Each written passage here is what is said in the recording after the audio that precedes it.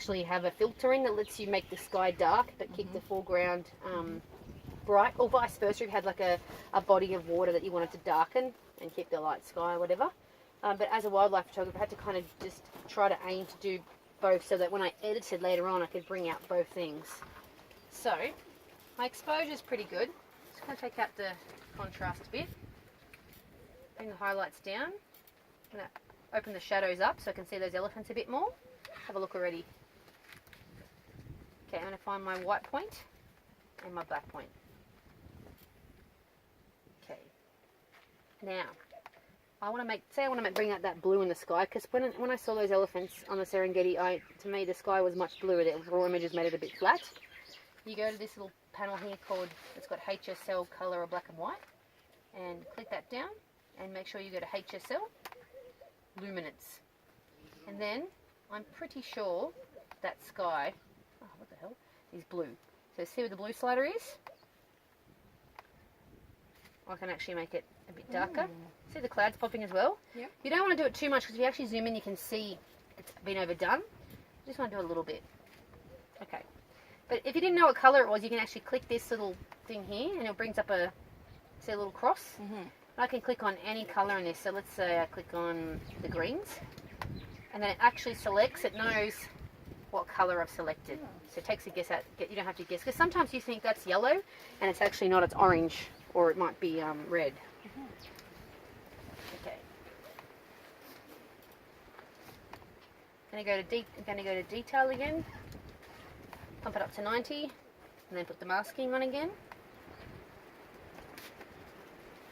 That there. Okay.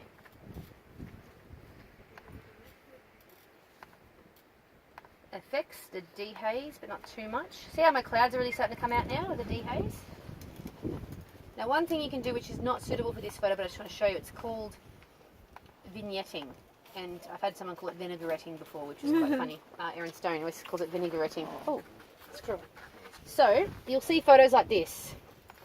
That's too much. But just a little bit especially on a subject where you've got a portrait shot of something, just a little tiny bit. I would definitely be under 10, maybe around 6, 7. Just makes the viewer focus on your center subject. This doesn't work for this particular shot, but if it was a portrait of a meerkat or something, you just put a bit of vignetting. I don't want to see this. Oh, where is it? Hang on, I've got to show you. That's cool.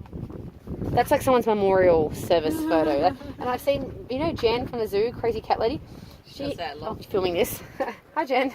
No, she does that a lot, and I just think it looks like someone's memorial thing when you go to a funeral. That's what it looks like, and it just as old school 70s wedding. You know, I don't ever want to see anyone using that. I'll be so upset. one of my groups from last year, they heard me going on about how much I hated it, and then when they got into the house, they'd done this photo of this. It was this portrait of this guinea fowl that looked so angry. Its mouth was open, and it was.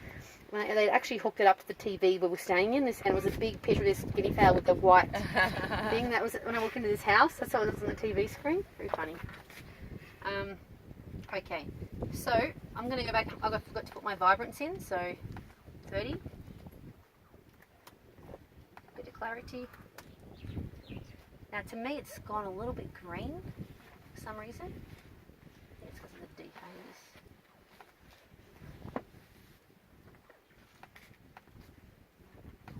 I'm just going to put a bit of pink into it.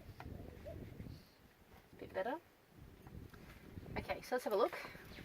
See, it's starting to pop, take shape. Now, that's getting really tricky. Say you wanted to make those clouds, I'm happy with the way the clouds are, but say you want to make those clouds really, really, really vibrant and sticking out, you can actually hit that select tool again and hit darken, burn. And you can actually, everywhere in red is going to be darkened. So you can do all this. See what I mean? Yep. To me that's a little bit too much. Another tool you can do, delete that, is this one here. It's a bit of a tricky one to use. It's a gradient filter. This kind of works the same way a filter does in your camera. And then everything,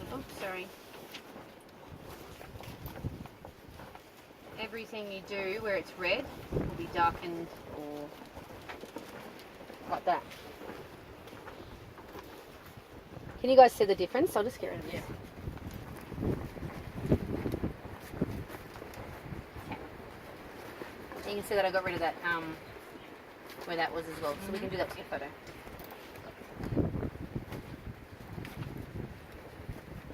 Okay. So that's editing some photos. Don't worry, we're gonna go through this over and over when we have spare time. But what I want to do now is I want to import photos. How the hell do I get photos onto Lightroom? Because Lightroom can be quite an enigma just to even get it going. The editing's the easy side, the library is the hard part.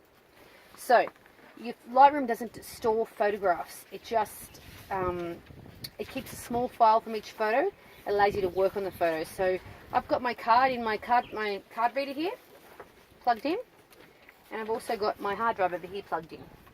So the photos are going to come out of my camera onto my card.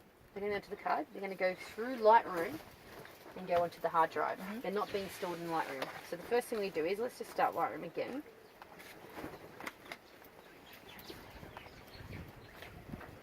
Okay. So open up Lightroom. Hold on. Oh, sorry.